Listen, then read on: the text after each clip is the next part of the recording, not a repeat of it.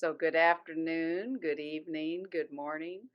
We're going to do a little bit of a shorter practice today.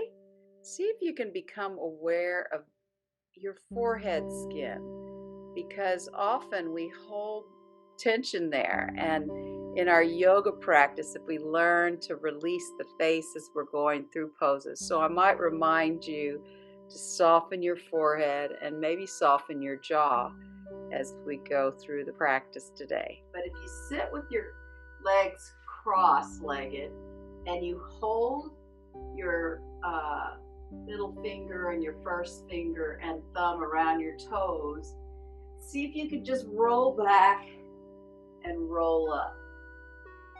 So you roll back and roll up. Now, you might have bony bits on your spine. It might not feel so good, but see if you can engage your abdominals here. And if that makes it a little bit easier. So what you can do is you can add the rolling back and then coming forward and rolling back, coming forward and rolling back and coming forward. So we've got the spine coming, but we also we're getting that curve in the spine, but also using the abdominals to start this process. And then change the leg crossover so you can do on the other side. And if you can't go very far, you can just kind of come here and come up. So it's more momentum than power. So you could just go to a little bit of your back, like just the lower back like this, or you can swing into it more fully. And I just want you to pay attention to your own body as you do this, because it depends on, where the bony bits of your spine are, where you're going to feel this.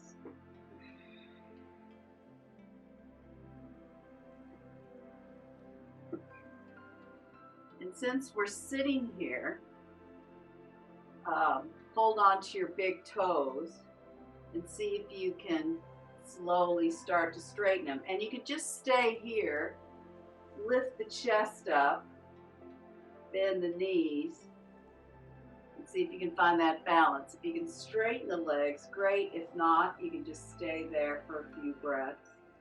Then drop the legs and come into boat pose.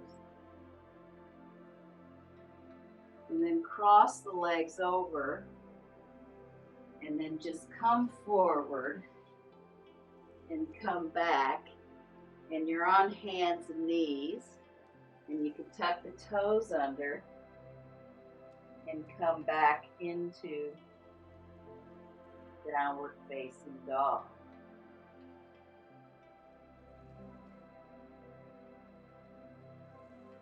Just try to open the backs of the legs. So I'm going to show you a little bit of things that you can practice and then walk the feet up. I haven't done this in a while, and there's ways to play with this, but come with your feet hip width, and then you can inhale the arms overhead, and then you can exhale into Utkatasana. Then you can come into a forward-facing bend. And then you can actually bend here and roll back and then come forward and then come to, so there's a lot of possibilities here. You can play with this. Come into boat pose, and then you can roll forward and jump the legs back into downward facing dog.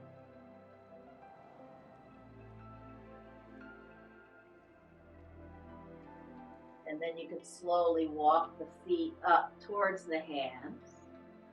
Bend the knees a little bit and just shake the spine here. And then slowly roll up again. And I'll just try to guide you a little bit through this. It's just sometimes a nice way to really warm up the whole body. So inhale the arms up, Urdhva Hastasana.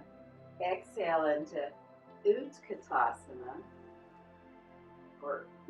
And then go into standing forward bend Uttanasana. And then as you bend the legs here, you can come all the way down and roll back and forward and back and forward like we did. And then you can come into bow pose. And then you can bring the hands forward as you roll. And then you can walk the feet back into downward dog. I'm not making this too hard for you, I hope, anyway. And then just a couple of breaths in downward facing dog. And then slowly walk the feet towards the hands, and you can have a little bend in the knees, shaking the head out. And then depending on your back, you can either slowly roll up, or you can just scoop the arms up and come back into Urdhva Hastasana, arms overhead pose. And then exhale the arms down. So we'll just try one more little bit of this, see how this goes. Inhale the arms up to Urdhva Hastasana. Exhale into Utkatasana, powerful pose. Then we bend forward into Uttanasana, standing forward bend. You can have your hands on your shins or your thighs. And then you're just gonna allow the bend to bring the momentum into rolling back and then rolling forward and then coming into bow pose. And then roll forward again. So you're using that head and tail, the forward again, and then you can step the legs back into downward dog. There's a whole thing of momentum in connecting poses like this that we can do, but I'm just trying to start simple.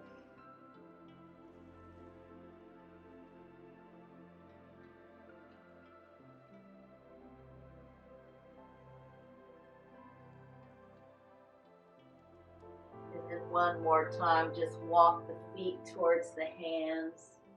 You can have a little bend, shake out the spine, and either rolling with the knees bent up or really scooping the arms up and come up to standing. And then we'll do a few more standing poses. Maybe we'll make this a little bit more of a heating practice, a little warming practice.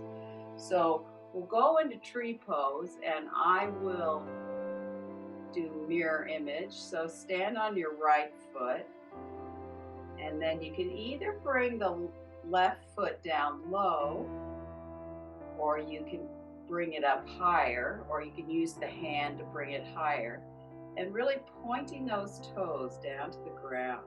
See if you can really cinch those hips in.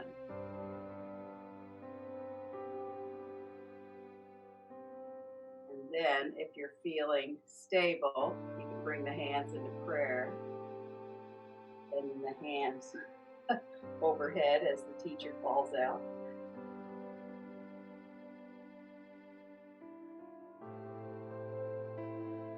And then release the arms down and the foot down.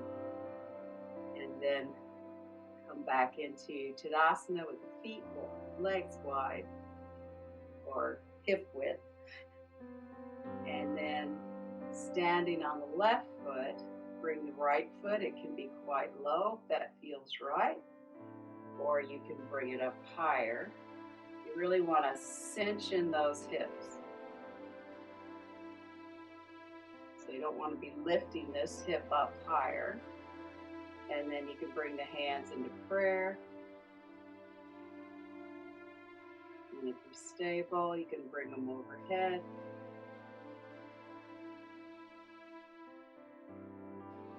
And then release the arms down and foot down. And then take the left foot up. See if you can cross it right here in front of your knee. And then come down into a little squat pose like Utkatasana or one-legged Utkatasana. And if you're feeling stable, you can bring the arms up. To come out, if you want more of a challenge, you can slowly straighten the body up. And that's where the foot is, and then place it down. Otherwise, you could put the foot down first. So you could put the foot down first and then come up and exhale down. And then standing on the left foot, bring the right ankle down towards the knee. And then go into a little modified Utkatasana. Inhale the arms up if you feel the stability there. And if you're feeling stable, you can slowly straighten the body, bringing that foot down, and then the arms down. And then we'll just step those feet out wide and go into Utthita Trikonasana. So you can just, soften the knees here so that you can, I'll do mirror image again, take that left foot toe to heel, right foot heel to toe. I have to get into my body parts and know exactly what's there. And then inhale the arms up. And as you reach with that right arm, see if you can find that length in both sides. And then one arm can go down and the other up. Or if you just want to play with the power in the legs and just really extend through the arms and the chest, you can do that. Look up to the top arm if you're okay in the neck. And then inhale, slowly come up. Bring the feet parallel again. And then again, you can soften the knees here and take the right foot toe to heel, left foot heel to toe, and then reach through that side body, finding the thigh or the shin. And then I'm not even placing my arms down. I'm really working from the power of the legs here, and then really expanding my wingspan here through my arms. And then looking to the top arm. So I have to really press my feet into the floor, really feel that power in the feet. And then inhale, slowly come up, bring the feet parallel, and then you can just bring them in together. We won't do the jumping part. And have a couple of breaths there. Trying to lower the heart rate. And then again, step out those feet wide. And so you can have a little softness in those legs. And this time, we're going to pivot all the way around so that back heel, the back foot turns in, and then the hips face forward. And we're going to do the triangle twist here. So then you're going to inhale the left arm up, so the opposite arm from the leg, and then you're going to lean forward. You can keep your right hand on your right hip here, and then if you can reach the thigh or the leg, you can place it there and start to pivot. Bring the abdominals in, and the right hand can be on your sacrum or the top arm can come up.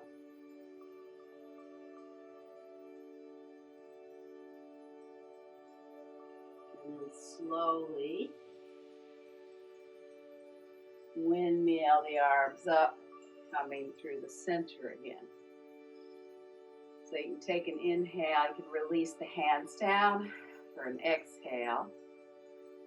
And then you can take an inhale and lift the arms up again. Now, as you soften the knees so that you can pivot all the way around, so that the hips are facing forward like headlights as best as you can. And then you can take the left hand to the left hip. Inhale the right arm up. And then here, you're going to lean as far forward as you can. And then you can find that shin and start to twist into those abdominals. Hand can be on the sacrum and or the top arm can come up.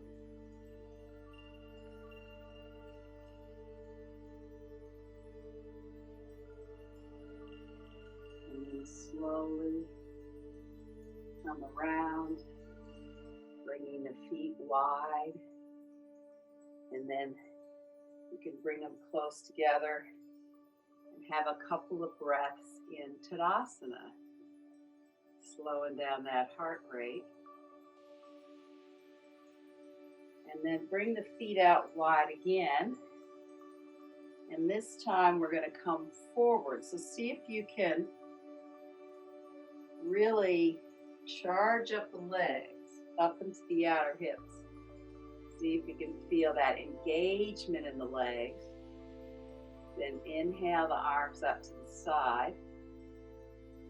And you can swan dive forward. See how far you can go. Now you may not be able to go very low. You can stay here and then bring the hands down. If you have a bench, this little thing could be quite useful. You know, if you need something with your hands, you can stay here for a few breaths. And when you have something to put your hands on, you can use a chair to put your hands on. You can really press the hands and really get those legs engaged so that, you know, the knees aren't bent and you're not drooping the legs. Because in order to get that stretch in the back legs, you really have to engage the outer legs, the front legs, the inner thighs. So if you can go lower, you can bring your hands down to the floor and then walk them towards the feet and see if you can just lengthen through the top of the head. You can spend some time here moving the head around. And if you want a different challenge, you can bring the arms behind you and get some stretch in the shoulders. You can really roll those shoulders as well.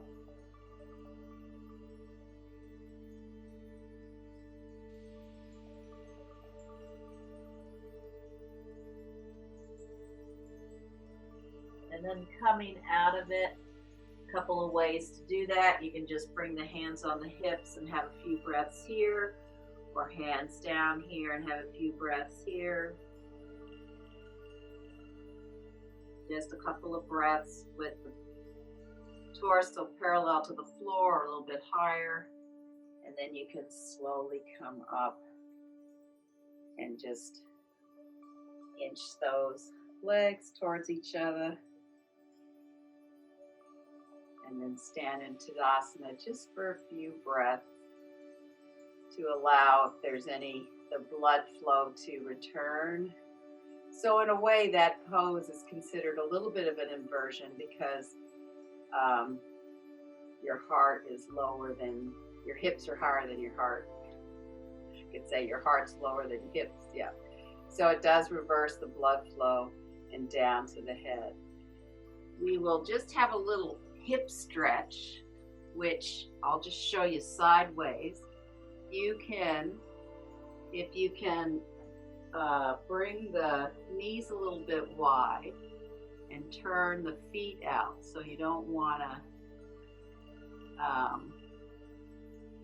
yeah, you don't want to put too much pressure on your knee, but you can bring the hands down and then play with a little bit going forward and then lifting those hips back. And it's going to depend on your hips, what's going on. So you can bring the knees a little bit wider if you need to, and then bring the hips back.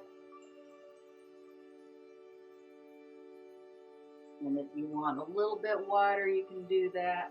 So this is just using gravity to get more inner thigh stretch and just a little bit of movement in the hips.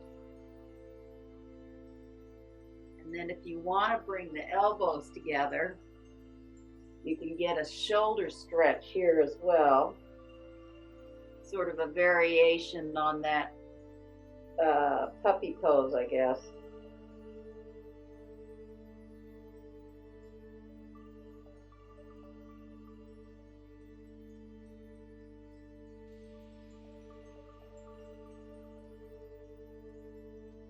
And then slowly release that. And if you have something to sit on, a blanket, a bolster,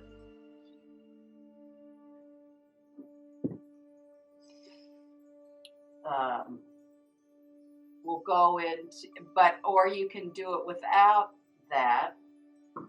So I'm gonna sit this way. We're gonna do full Gomukhasana pose. I'm on my hands and knees. I'm gonna lift the right leg up, put it behind the left. Now this is where if you want some height, you can sit on a block. You can also sit on the foot.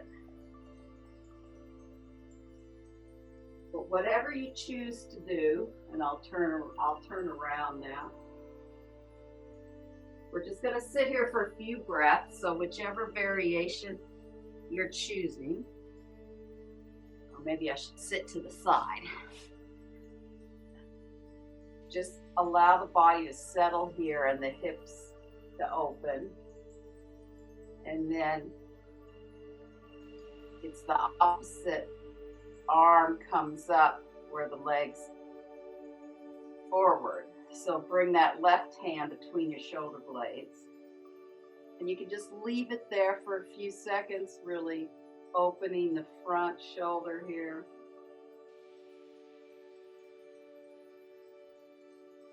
And then you're trying not to distort the back. So I'm trying not to push that forward. And then inhale the right arm up. And then bend at the elbow. And if the fingers don't touch, that's okay. You've got the elbow up. And a couple of breaths here.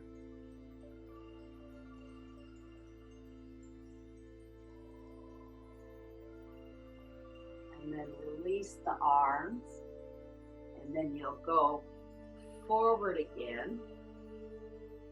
And you'll lift that right leg back up and bring it down. And again, whatever you need on the second side, if you need something to sit on, use that. So we'll take that left knee, lift it up, bring it over, and then you can sit between the feet like I showed you on the block so you've got some height. Or you can sit on that foot if that works for you. But then, of course, you've got to get the balance if you can sit here. But a lot of it depends on how your hips are. So, and it's funny, I've been listening to some yoga teachers say, yeah, eventually this will happen. And I kind of laugh and say, well, not necessarily. Because all our bodies are not going to reach the maximum in certain poses, or I should say that we go as far as we can. We go to our edge. So this time you bring the right hand between the shoulder blades, if you can find that space there, and sit for a few breaths to really open the front shoulder. You could even take the opposite hand and put it right there along the collarbones and trying to roll that shoulder out. And I guess I can sit this way to show you what I mean. Whoops. Just put myself on the metal line there. That didn't feel so good on my foot. So you can take this opposite arm and just really open that front shoulder. And then you can inhale the left arm up. And if you can't reach the hands, that's okay. Don't distort your neck just to reach the hands. Like it would be a teacher that might say, and eventually you'll be able to hold your hands. Well, not necessarily. But you might find more space and mobility in the shoulders after you do a pose like this. Yeah. And then slowly come forward again and release the legs. And then just come forward into forward facing hero pose for a couple of breaths.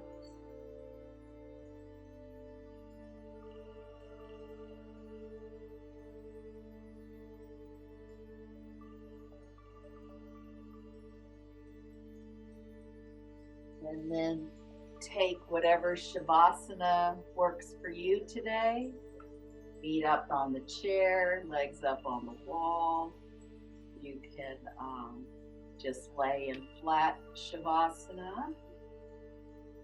But if you decide to do that, or whichever pose you're in, see if you can press the elbows down and really roll the shoulder blades down there. And then release one arm and then the other.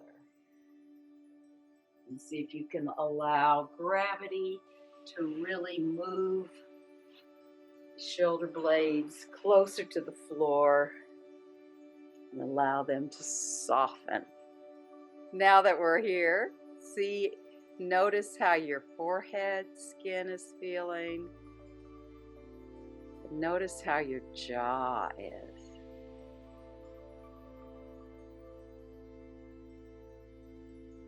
Is there any tension in your face?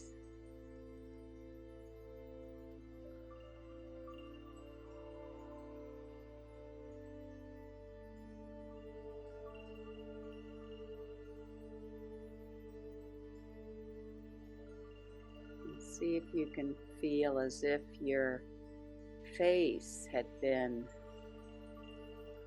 a mask and now it's starting to just melt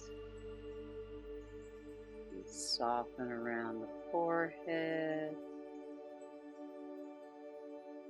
softening around the edges of the hairline and the scalp,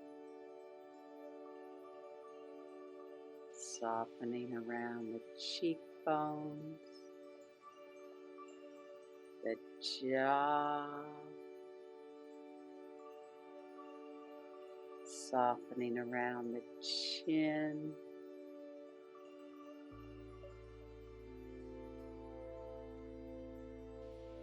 softening back to those ears and the back of the head.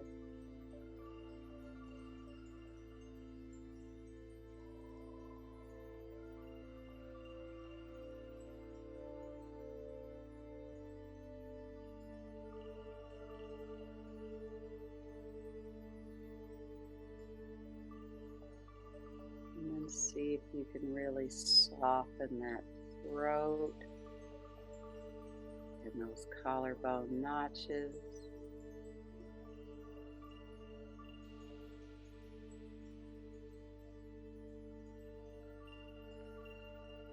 So that softness from your face really pours through your shoulder blade area, down your arms, into your fingertips.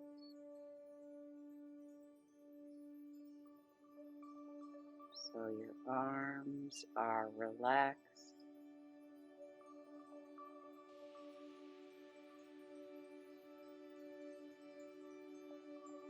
And then this continues to pour through your rib cage, your pelvis, your thigh sockets, and all the way down your legs into your feet and toes.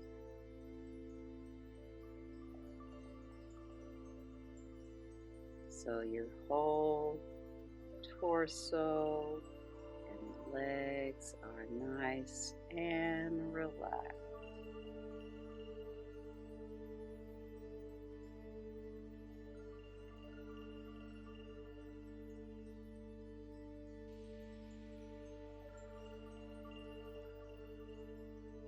And again, check in with your jaw and your forehead.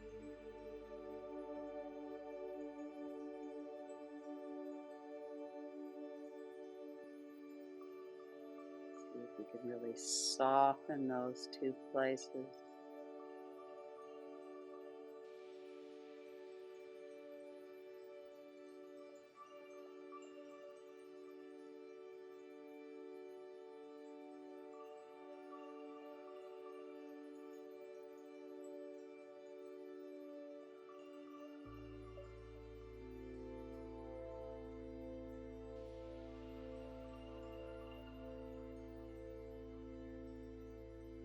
And slowly begin to reawaken your body, bringing a little bit of movement to your hands and feet.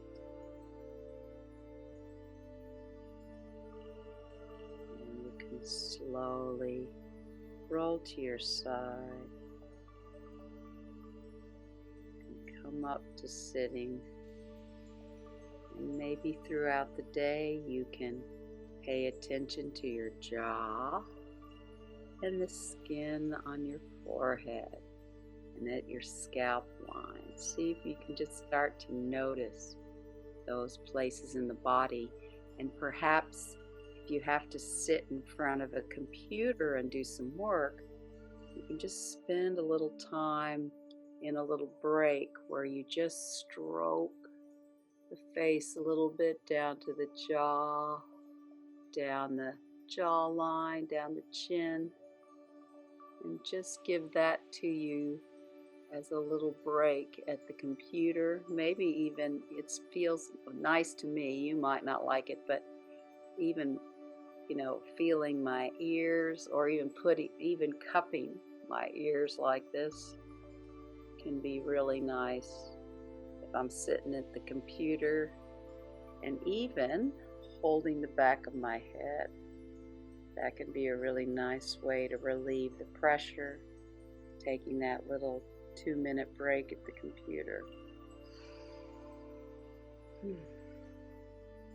So thank you. Have a beautiful day and namaste.